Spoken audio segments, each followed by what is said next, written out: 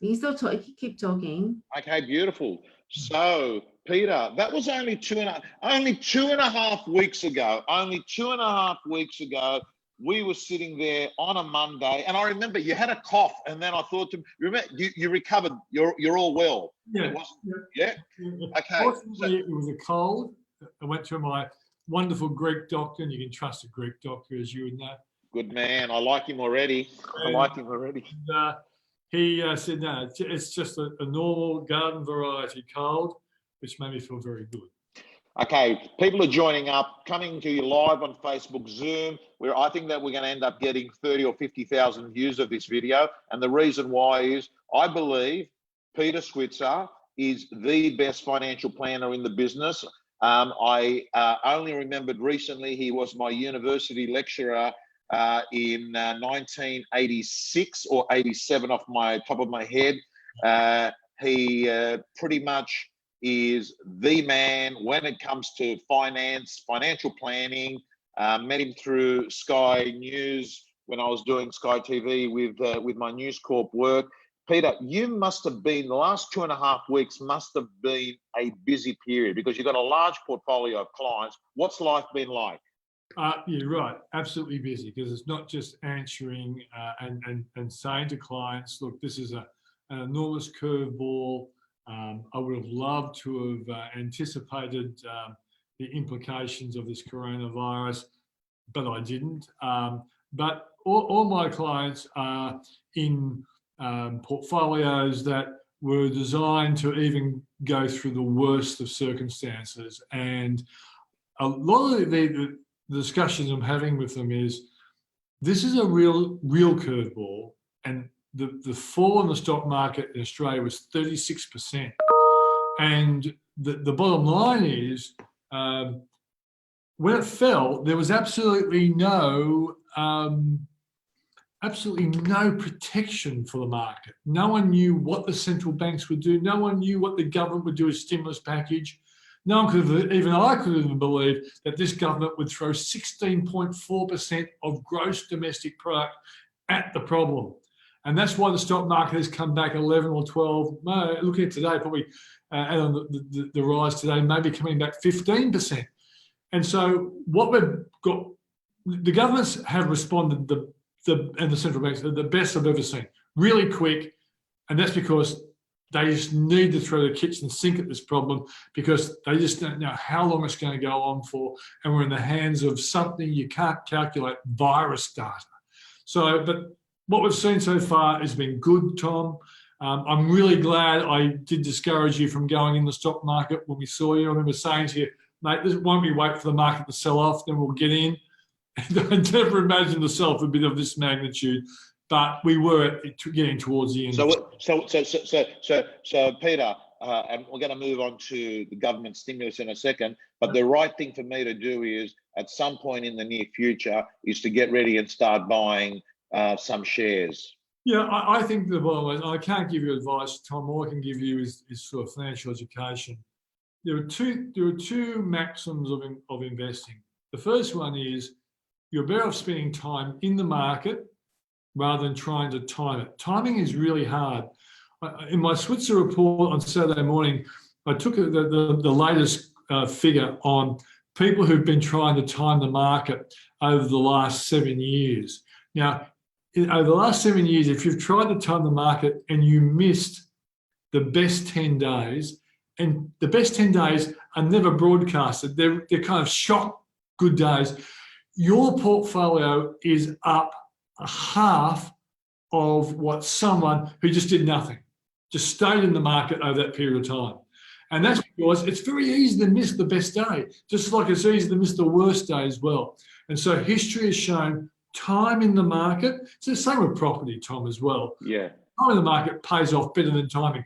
But if you can do both, well, fantastic. So the people who invested for the very first time in March 2009 after the GFC, they've had the nice run up of the market. They've made about 150% before the market came back 36%. But they're going to be in the market for the rest of their life, starting at a great time. Well, after this crash, it's another good start date for someone who wants to be a long-term investor. Okay, beautiful. So let's go through some of these things that the audience, mortgage brokers, real estate agents, real estate salespeople, a lot of business owners here, the tax rebate to employers, 20 to 100,000, January to October. What does that mean in basic language? Okay. So if you've got employees and the tax that you might actually take out of their wages and pay for the ATO, you will be able to get basically a 50,000 tax rebate. Yes. By mid-year, and then another one between mid-year and October. So basically, if you're going to be remitting, say, $120,000 worth of tax off wages, you'll get 100 back. If you're remitting 70,000, you'll get your 70,000 back.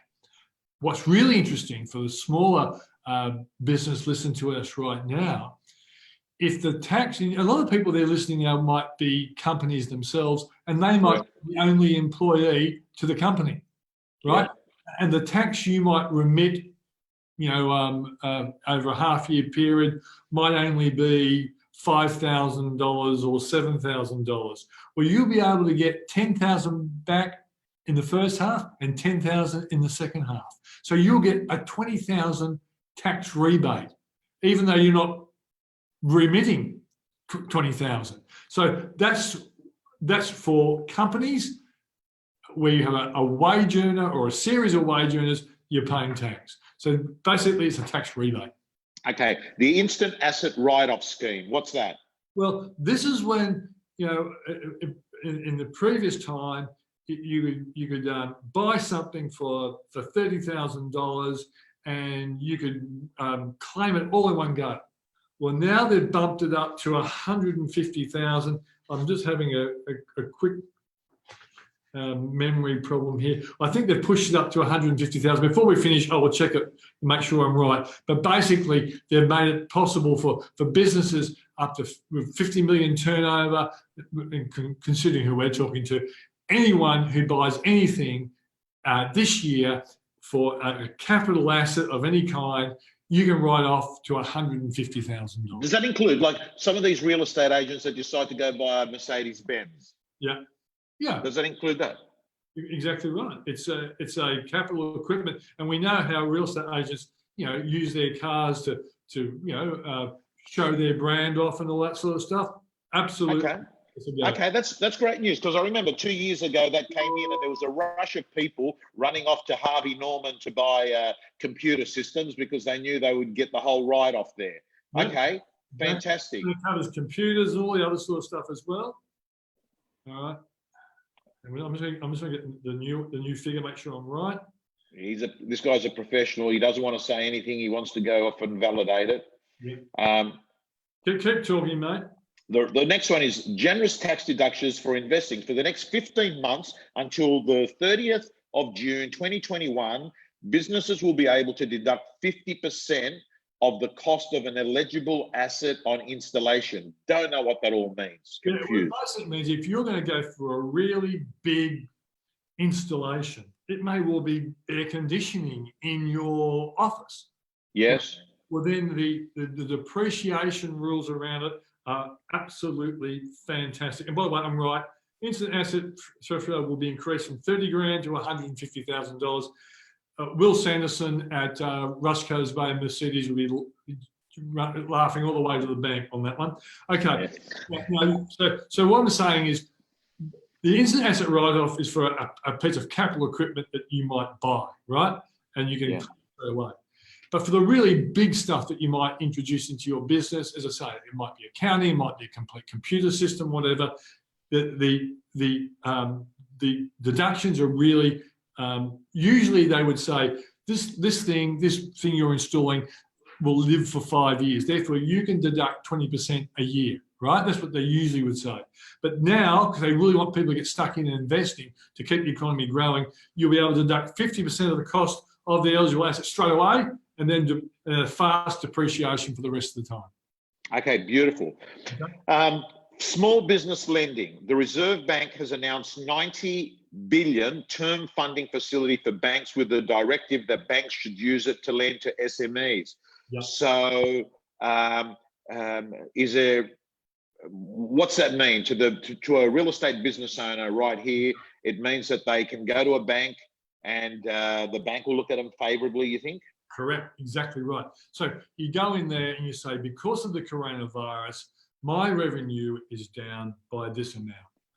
I need maybe a 2-year loan to get me through all this until everything settles down. So what we're expecting from the banks, and the banks have made big promises to the government that they will not only make the money available, but they'll make it at really low interest rates as well. This is going to be something I think a lot of landlords will be thinking about, given the fact that they can't evict, that moratorium months. It might mean that some property investors effectively will call themselves a business under these circumstances, and they say, look, I'm going to be under the water for 6 months or so. This is going to be the best time for you to get some compassionate hearing from the bank. Okay. The next one is government guaranteed business loans. The government has pledged to guarantee 50% of new short-term unsecured loans to small businesses. Does that mean basically you only have to secure 50% yourself? Well, yeah, effectively that. Where once upon a time you would never get a loan from a bank, yeah, now the bank is going to look at you from 2 points of view. How safe are these people I'm lending to? And they've now got themselves a buddy standing behind them called the federal government, who is going to be responsible for 50% of that borrowing, which means, in practical terms, it's just going to be easier to get money. It's as simple as that.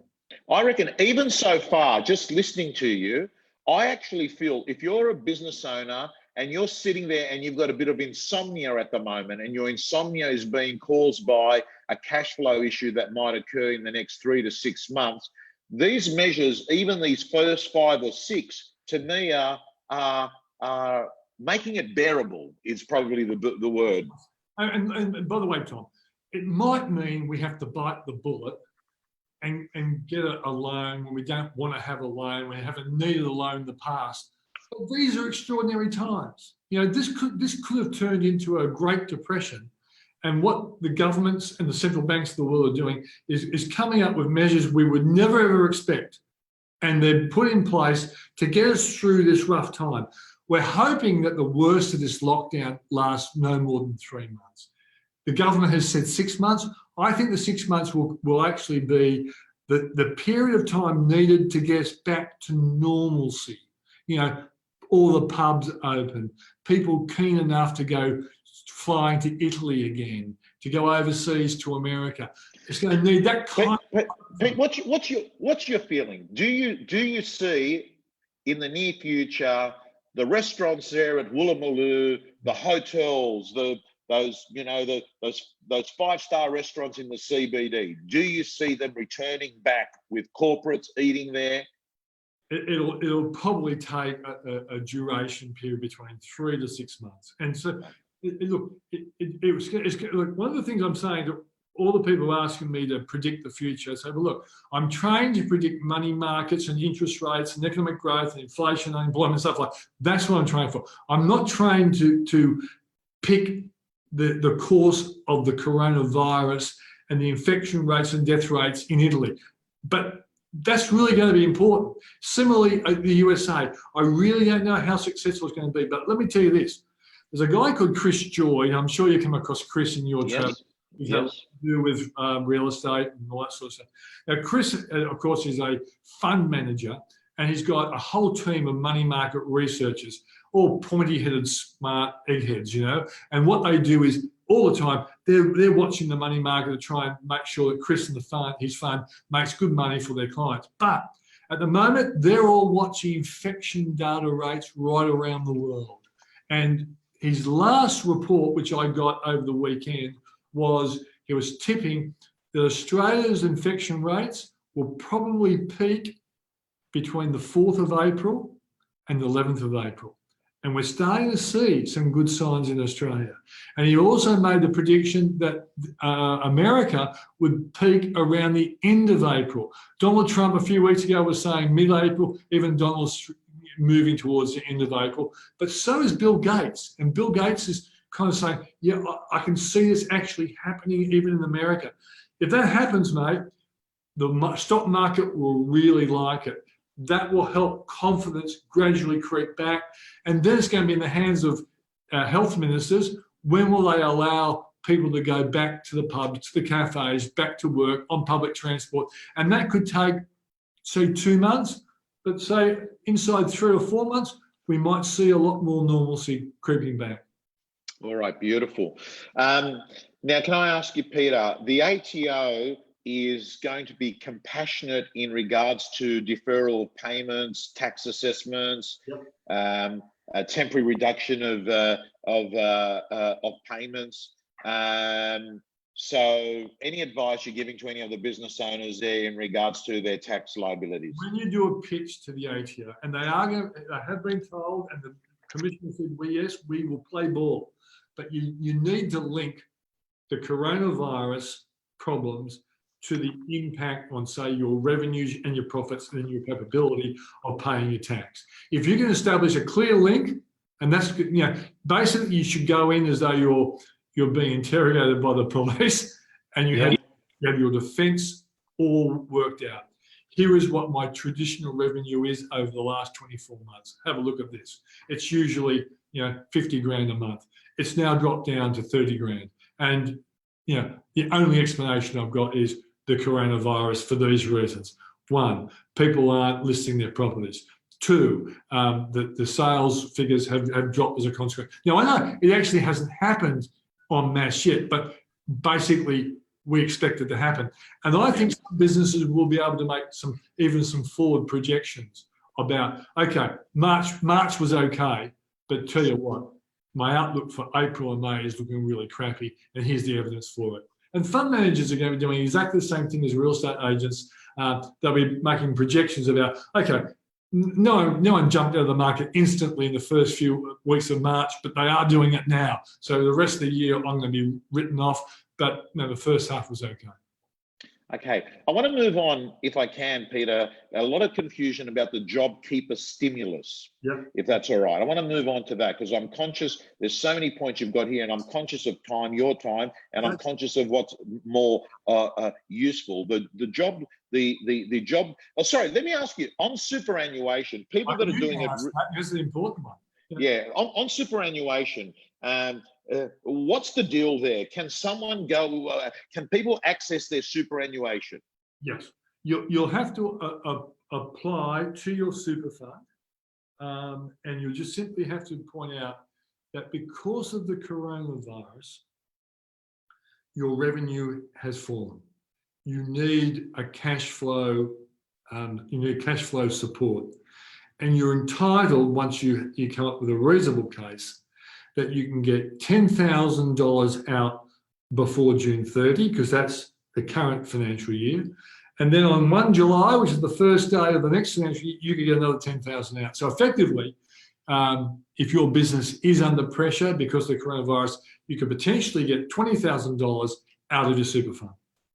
Okay, so I would presume you can't just ring up your super fund and say, I've heard on the news I can take 10 grand. There must be some criteria. They will have a process in place. Yeah. And there'll be an online process. Yeah. And they'll ask you to provide evidence. But as I say, historically, trying to get money out because of financial hardship was really hard. You really had to prove it. But the government's basically said to super funds, if someone's got a reasonable case, they can prove it, give them a tick, give them the dough. Just on the unemployment benefits, for the 6 months from April the 27th, so that's next month, the government will expand eligibility for income support. It's job seeker plus coronavirus supplement. That's unemployment benefits, isn't it? What we used to call the dole. It's like this. If you lose your job, you generally go on to what we call New Start, or they now call it job seeker, right? And I'll give you a classic example. There's an example that the Treasury website has of a guy, and this might apply to a lot of people out there. I'm a sole trader architect. So they say I'm a sole trader real estate agent or auctioneer or mortgage broker.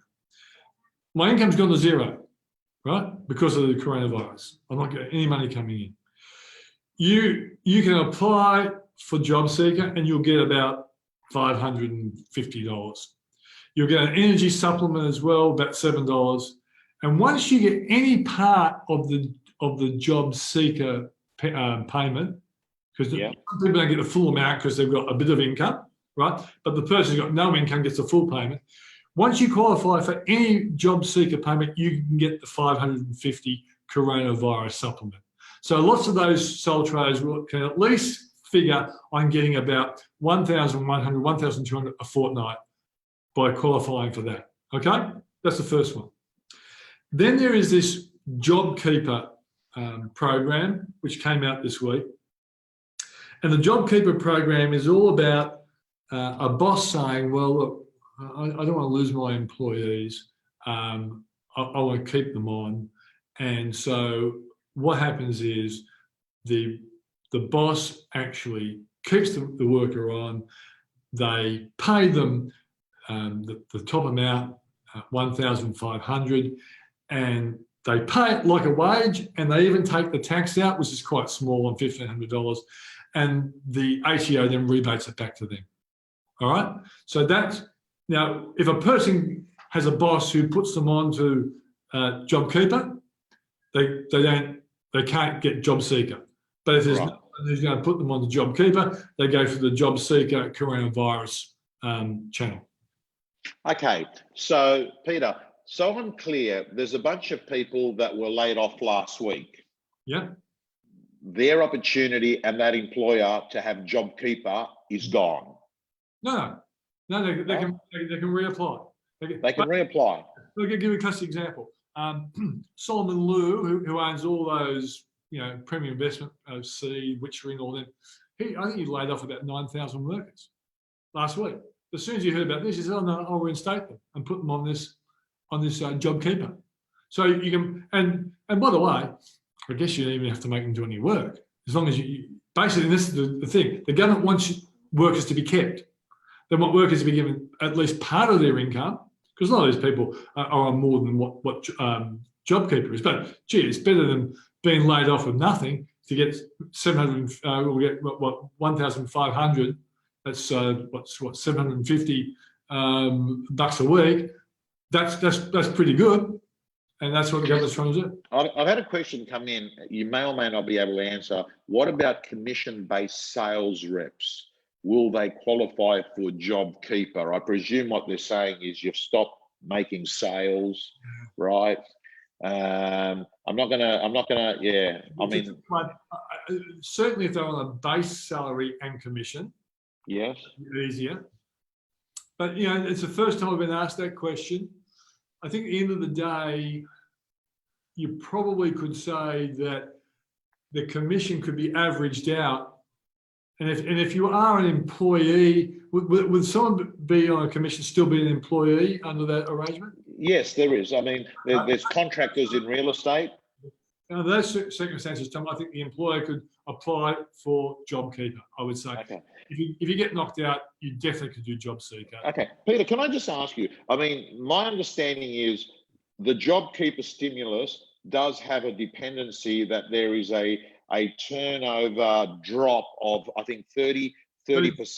Yep. What period are they using? This is interesting. I've got a few questions on this. The documentation from the government says on the month of March.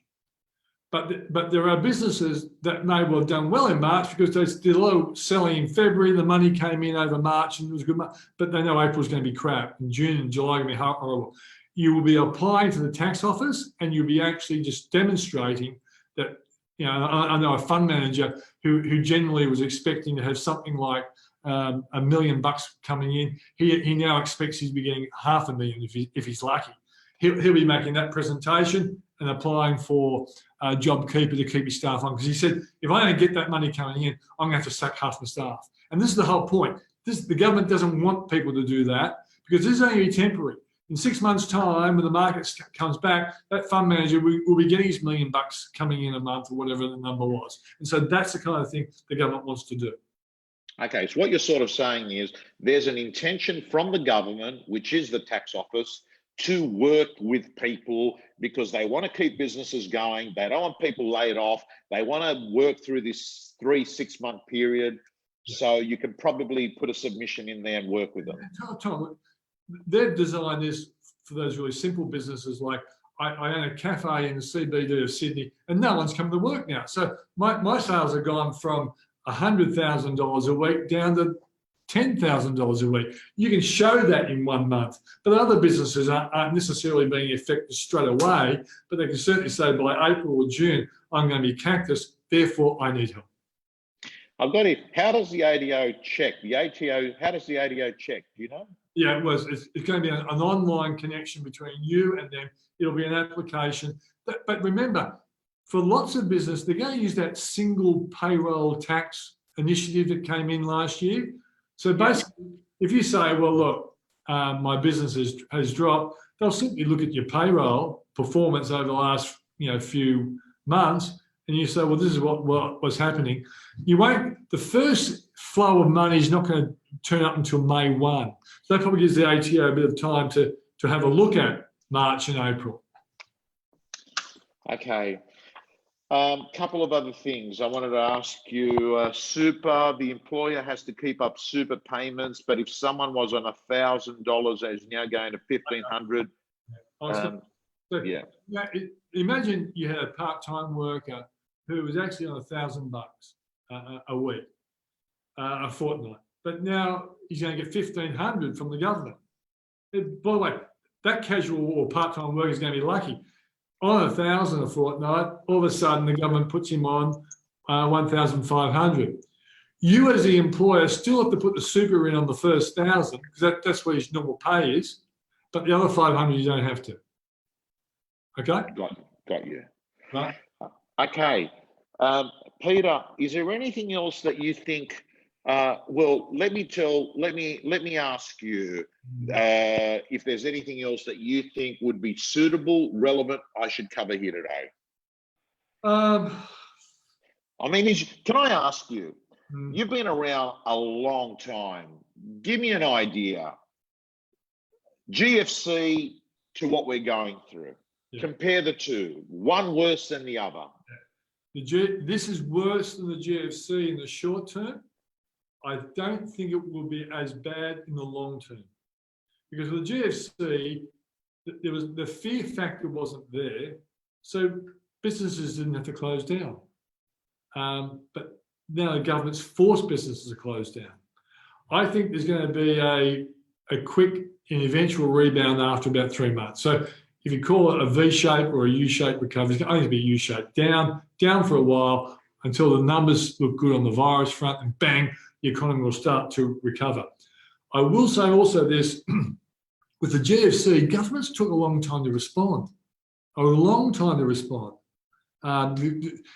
first leg down the GFC was November 2007. The Reserve Bank raised interest rates in February 2008 and waited until September before they cut. So, and the government did not. The government spent a lot of money, the Labor government, but not as much as this. So I think short term, harder. I think we recover more quickly from this than the GFC. Best advice that you can give to any business person, real estate agent, or any person that relies on, commissions, mortgage brokers, best advice to try and keep their stuff together at the moment? I think we all know we're not working as hard, and we aren't using as much time as we usually do, because a lot of us aren't even actually in the office or can't visit people, all those social distancing issues. I would first of all go to 2 websites. I'd go to mine, because I've actually summarised this, what you were reading off. Yeah. Read that, that's switzer.com.au. And also the treasury.gov.au website's very good. There are case studies there. So it's really worth spending time, because the government is trying to help you, but you've got to find out what what is available to you. I think that's really important, Tom. Okay, business helpline, by the way, everyone. Peter's been kind enough to give me detailed notes, is 132-846. The website is australia.gov.au, but also Switzer. Is it switzer.com.au or peterswitzer.com.au? Switzer.com.au.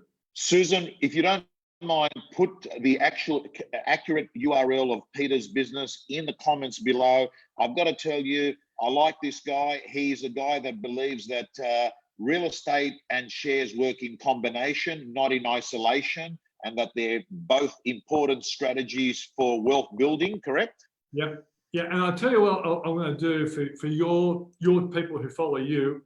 We have a thing called the Switzer Report, which comes out 3 times a week, Monday, Thursdays, and Saturdays.